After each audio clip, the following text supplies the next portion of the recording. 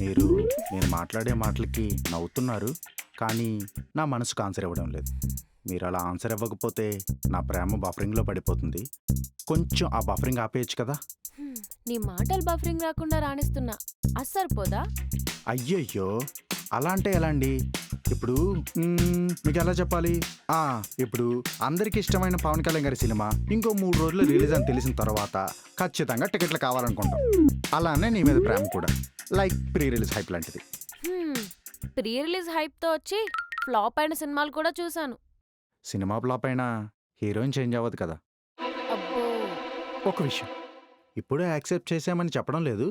ఒకసారి నువ్వు కూడా జెన్యున్గా ట్రై చేస్తే నీకు కూడా నా ఫీలింగ్స్ ఏంటో అర్థమైపోతాయి.